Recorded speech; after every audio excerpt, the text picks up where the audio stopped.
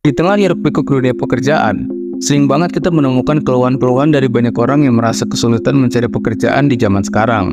Nah, karena di zaman sekarang itu cari kerja terasa susah, banyak orang yang akhirnya berpikir untuk berbisnis atau sekedar berjualan. Problemnya adalah, ketika seseorang itu sempat berpikir untuk memulai usahanya sendiri, ada banyak tantangan-tantangan yang selalu jadi pikiran. Mulai dari mikir modal yang besar, terus gimana kalau misalnya gagal, bingung mau jualan apa, dan pikiran-pikiran lainnya. Akhirnya karena banyak pertimbangan ini itu, hal ini cuma nambah pikiran dan gak jadi mulai-mulai usahanya.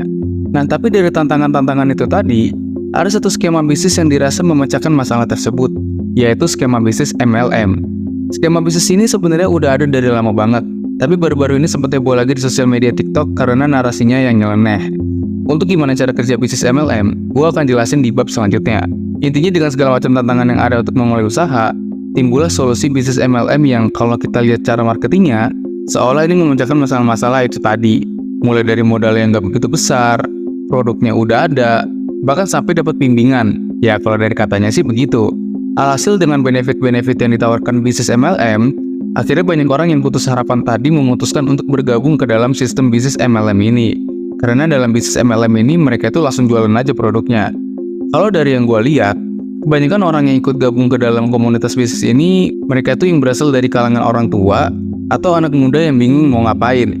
Dan yang lucunya, mereka yang dianggap sukses di dalam bisnis itu, mereka selalu mengeluarkan kata-kata yang kurang lebih sama, kayak beli mobil Pajero, umrohin orang tua, sampai jalan-jalan ke Turki. Kok bisa sama semua gitu belinya? Merek mobil itu kan ada banyak ya, tapi kenapa selalu Pajero yang mereka beli? Dan kenapa jalan-jalannya selalu ke Turki terus? Padahal banyak negara lain yang bisa jadi destinasi wisata. Dan coba deh lo perhatiin, setiap kali member-member yang dianggap sukses, pasti ceritanya selalu kisah nothing to something. Ada yang ngaku mantan tukang bangunan, mantan driver ojek online.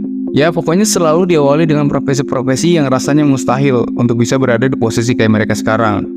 Nah karena ada kejanggalan ini, justru bukannya orang lain termotivasi, malah tertarik untuk menghujat. Karena gimana enggak gitu kan? Mereka ngaku sukses, omset bisa puluhan sampai ratusan juta. Tapi ya dari penampilannya aja masih kelihatan. Bukan apa-apa nih ya, setahu gue orang yang memang berduit, mau penampilan gimana pun tetap kelihatan auranya kalau dia punya duit. Begitupun orang yang maksain, mau sepintar apapun dia nge-branding dirinya seolah jadi orang kaya, tapi tetap aja kita nih sebagai orang awam, pasti punya naluri tersendiri untuk bedain mana yang memang beneran kaya, sama yang maksain. Nah makanya banyak orang itu berpikir bahwa skema bisnis MLM yang marak di sosial media saat ini itu termasuk penipuan skema piramida, yang mana skema ini ilegal. Karena teknik mereka narik member itu seolah jual harapan kepada orang-orang yang memang lagi putus harapan.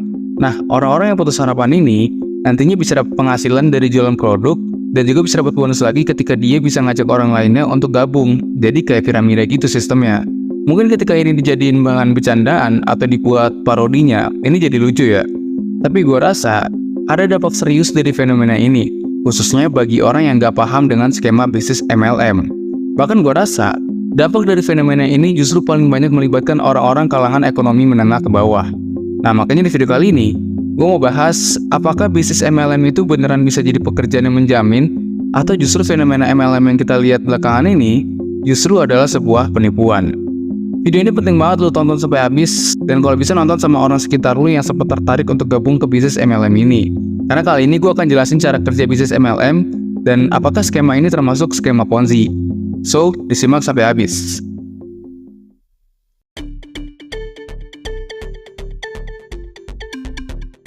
Untuk kita tahu apakah skema bisnis MLM ini benar menjanjikan atau penipuan, kita harus paham dulu dengan skema bisnis MLM, supaya nggak asal ngomong ini itu tapi masih nggak paham sama kerjanya itu sendiri. Simpel lagi nih, MLM itu adalah singkatan dari multi-level marketing, alias pemasaran berjenjang, di mana penghasilan yang kita dapat itu bukan cuma dari kompensasi barang yang kita jual, tapi juga kita bisa dapat penghasilan dari komisi penjualan yang dihasilkan sales lain yang kita rekrut, atau sales yang kita rekrut ini bisa disebut dengan downline. Dan para sales yang kita rekrut pun, mereka bisa merekrut sales lainnya dan mendapatkan komisi dari penjualan yang sales itu hasilkan. Sebagai contoh gini deh, anggaplah ada suatu perusahaan MLM yang bernama PT Bos, dan produk mereka itu macam-macam, mulai dari vitamin, makanan minuman, dan produk lainnya. Biasanya si produk yang mereka jual itu produk-produk herbal. Nah ketika gue gabung, gue akan diminta uang untuk biaya daftar, dan setelah gue bayar untuk bergabung, gue bisa jualin produk-produk mereka tadi, kayak vitamin, makanan, dan lain-lainnya. Nah, biasanya perusahaan MLM itu ngasih harga produknya dari dia. Misalnya, dia ngasih harga vitamin satu botolnya itu 50.000. Nah, kita nih sebagai tenaga penjual yang gabung, kita jual di atas harga yang dia kasih. Misal, harganya kita naikin 20.000, jadi 70.000. Nah, selisih 20.000 itulah yang jadi keuntungan buat kita. Nah, benefit yang kita dapatkan itu udah jelas ya. Kita nggak perlu pusing mikir mau jualan produk apa, kita pun dapat bimbingan, dan modalnya pun cuma bayar pendaftarannya aja. Sekilas kan ini mirip kayak reseller produk ya. Tapi sebenarnya ada perbedaan antara reseller produk sama MLM. Bedanya MLM ini cuma bayar biaya pendaftaran doang. Dan penghasilan pun bukan cuma dari selisih harga yang kita jual, tapi kita juga bisa dapat untung dari ngerekrut orang lain untuk ikut jualin produknya juga. Misal kita ikut MLM, dan kita juga ngajak teman-teman kita. Dan ketika teman-teman kita berhasil jualan, kita pun dapat komisinya. Begitupun teman-teman kita, mereka juga bisa ngerekrut temennya lagi, dan temennya itu bisa ngerekrut temennya lagi. Intinya ini semacam gabungan dari reseller sama afiliator. Makanya nggak heran kalau banyak anggota MLM itu berusaha menarik perhatian supaya banyak yang ikutan. Karena ketika ada yang ikutan gabung karena kita, itu adalah keuntungan buat kita. Sekilas memang nggak ada yang salah ya dengan sistem bisnis MLM ini. Lagi pula PT mereka pun terdaftar oleh pemerintah. Tapi dari fenomena yang ada belakangan waktu ini, gue rasa teknik bisnis MLM justru banyak dilakukan orang untuk sekedar menjual harapan pada orang-orang kalangan menengah ke bawah. Dan yang parahnya, sistem ini malah menjerumuskan kalangan ekonomi bawah ke dalam skema Ponzi demi keuntungan pribadi.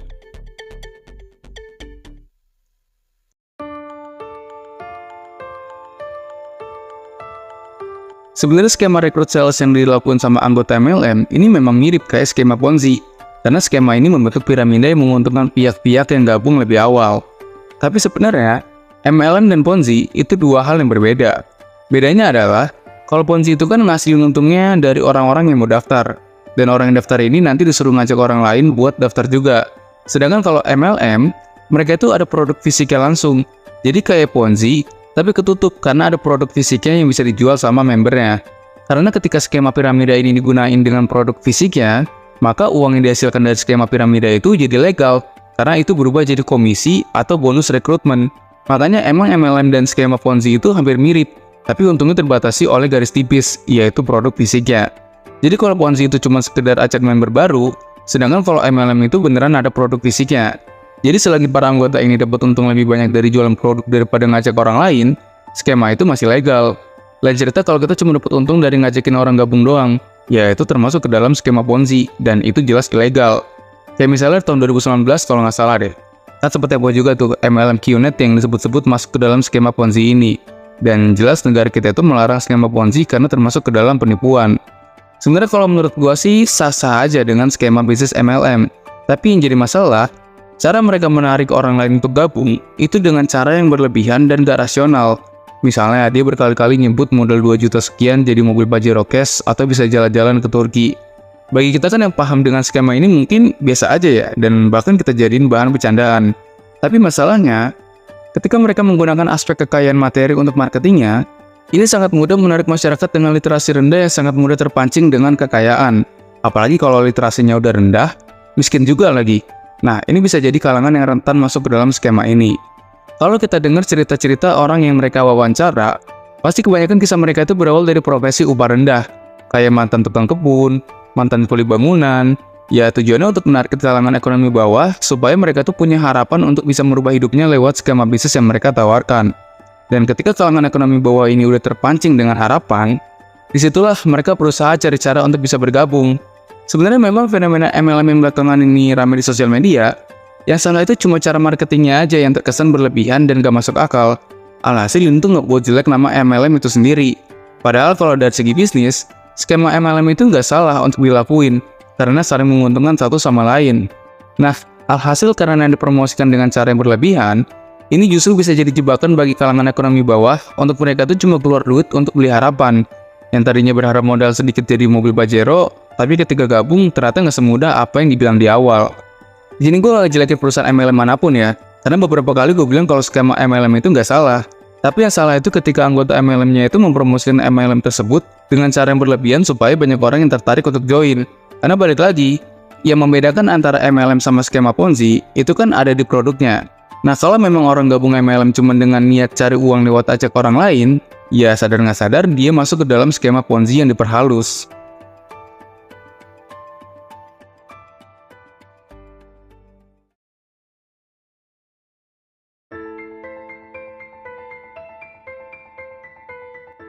Memang nggak salah untuk kita tuh punya harapan dan motivasi untuk jadi kaya. Tapi jangan sampai cara yang kita lakukan untuk jadi kaya itu dengan cara yang nggak rasional. Memang nggak menutup kemungkinan modal 2 juta sekian bisa jadi mobil. Tapi berapa banyak sih orang yang memang bisa lakukan itu dengan skema yang mereka buat? Maksud gua tuh jangan ngebuat harapan yang berlebihan cuma untuk menarik orang lain untuk ikutan. Apalagi kalau teknik marketingnya itu merangsang kalangan ekonomi bawah yang gampang terpengaruh sama kekayaan. Teknik-teknik flexing kekayaan sebenarnya udah pernah gue bahas di video sebelumnya yang tentang jualan kelas. Di situ gue bilang kalau teknik flexing ini memang sering banget dilakukan pebisnis yang target audiensnya itu mau cari uang juga.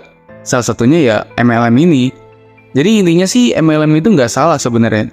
Tapi yang salah itu cara marketingnya yang bisa menjebak kalangan minim literasi yang gampang terpengaruh sama kekayaan. Gimana nih pandangan lu terhadap fenomena MLM ini? Coba tulis di kolom komen.